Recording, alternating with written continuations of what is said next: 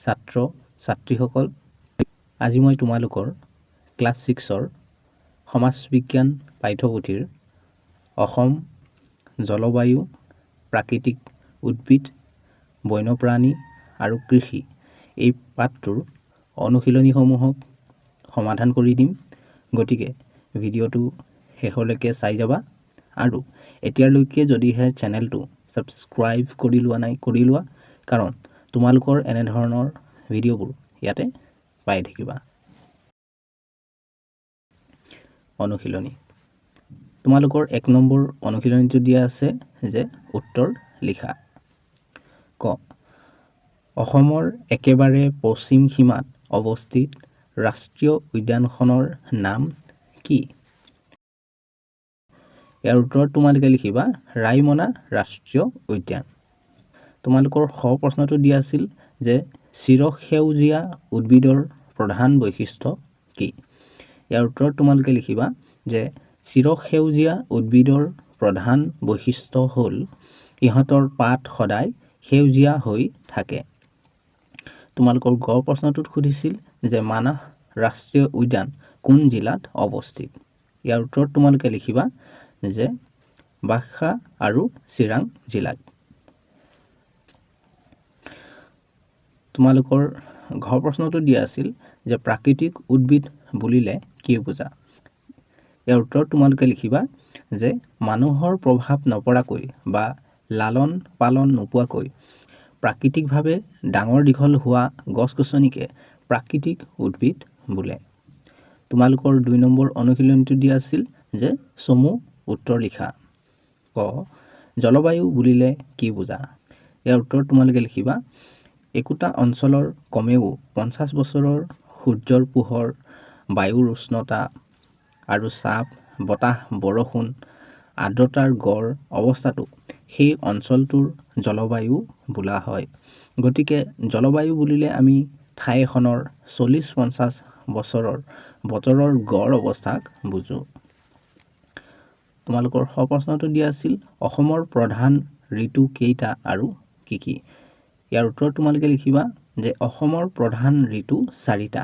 এই ঋতু 4টা হ'ল গ্ৰীষ্ম, বৰ্ষা, শৰৎ আৰু শীত।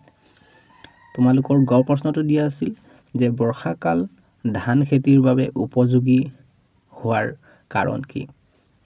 ইয়াত উপযোগী হ'ব লাগিছিলে, সি হৈ আছে। তো তোমালোকে এইটো গত দীৰ্ঘিকাৰে গি তেনেকৈ দি ল'বা। টাইপ কৰোঁতে কেতিয়াবা অলপ তেনেকৈ ভুল হৈ যায়। ইয়াৰ উত্তৰত তোমালোকে লিখিবা যে ধান খেতিৰ বাবে প্ৰচুৰ পৰিমাণৰ পানীৰ প্ৰয়োজন হয়। বৰ্ষাকালত অসমত দক্ষিণ-পশ্চিম মৌচুমী বতাহৰ ফলত যথেষ্ট বৰষুণ হয়। এইবাবে বৰ্ষাকাল ধান খেতিৰ বাবে উপযোগী। তোমালোকৰ ঘ প্ৰশ্নটো দিয়া আছিল যে কৃষিৰ লগত জলবায়ুৰ সম্পৰ্ক কেনে ধৰণৰ? ইয়াৰ উত্তৰ তোমালোকে লিখিবা যিকোনো এখন ঠাইৰ কৃষি সেইখন ঠাইৰ জলবায়ুৰ ওপৰত নিৰ্ভৰশীল। অসমত গ্ৰীষ্ম আৰু বৰ্ষাকালত তাপ আৰু বৰষুণৰ পৰিমাণ বেছি বাবে সেই সময়ত তেনে বতৰৰ উপযোগী শস্যৰ খেতি কৰা হয়।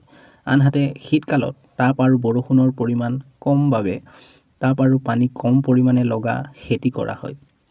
এনেকৈয়ে জলবায়ু আৰু কৃষিৰ মাজত এটা ওতঃপ্ৰোত সম্পৰ্ক আছে। তোমালোকৰ ঙ প্ৰশ্নটো দিয়া আছিল যে চিৰসেউজীয়া উদ্ভিদ আৰু পৰ্ণপাতী উদ্ভিদৰ প্ৰধান পাৰ্থক্যসমূহ কি কি? ইয়াৰ উত্তৰত তোমালোকে লিখিবা যে চিৰসেউজীয়া উদ্ভিদৰ পাতবোৰ সদায় সেউজীয়া হৈ থাকে। আনহাতে পৰ্ণপাতী উদ্ভিদৰ পাত বছৰটোৰ ভিতৰত এবাৰ সৰি যায়। 2.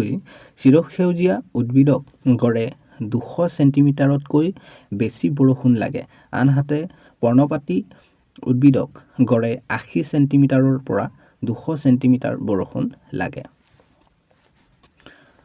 তোমালোকৰ প্ৰথম প্ৰশ্নটো দিয়া আছিল যে গছ-গছনি আমাক কিয় লাগে আলোচনা কৰা।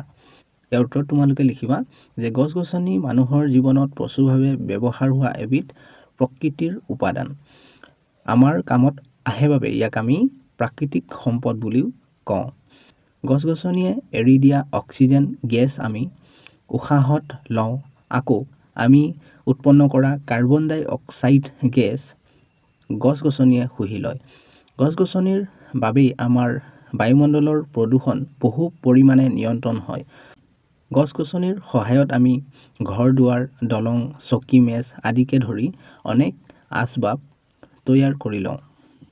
তোমালোকৰ দ্বিতীয় প্ৰশ্নটো দিয়া আছিল যে গছ-গছনি আৰু বন্যপ্ৰাণী সংৰক্ষণৰ প্ৰয়োজনীয়তা কি?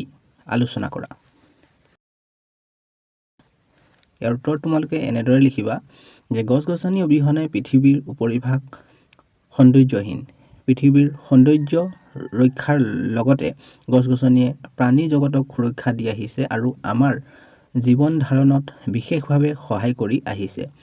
মানুহৰ সকলো মৌলিক প্ৰয়োজনীয় সামগ্ৰী, খাদ্য সামগ্ৰী, ঔষধ আদি গছ-গছনি বা প্ৰাকৃতিক উদ্ভিদৰ পৰাই আহৰণ কৰা হয়। কিন্তু জনসংখ্যা বাঢ়ি অহাৰ লগে লগে খেতি-বাতি কৰা, বাট-পথ নিৰ্মাণ, গাঁও চহৰ স্থাপনৰ বাবে যধে-মধে গছ-গছনি কটা, বনৰ জীৱ-জন্তু হত্যা কৰা, পাহাৰ কাটি দ ঠাই পুৰোৱা আদি কাৰ্য কৰা দেখা গৈছে। মানুহৰ এনে কাৰ্যই বন্যপ্ৰাণীৰ বাসস্থান, খাদ্য আদিৰ ক্ষেত্ৰত সংকটৰ সৃষ্টি কৰাই নহয়, গোটেই পৰিৱেশৰো ভাৰসাম্য নষ্ট কৰিছে। ইয়াৰ উপৰি মূল্যৱান গছ-গছনি অবৈধভাৱে কাটি আৰু মূল্যৱান বনৰীয়া জীৱ-জন্তু চোৰাং চিকাৰী আৰু দুষ্ট প্ৰকৃতিৰ মানুহে হত্যা কৰি তাৰ অংগ-প্ৰত্যংগ অবৈধভাৱে বজাৰত বিক্ৰী কৰিছে। এনেবোৰ কাৰণতেই গছ-গছনি আৰু বন্যপ্ৰাণী সংৰক্ষণৰ প্ৰয়োজনীয়তা আছে। এবাৰ আহিছোঁ তোমালোকৰ ৩ নম্বৰ অনুশীলনীটোলৈ। তোমালোকৰ ৩ নম্বৰ অনুশীলনীটো দিয়া আছে খালী ঠাই পূৰ কৰা।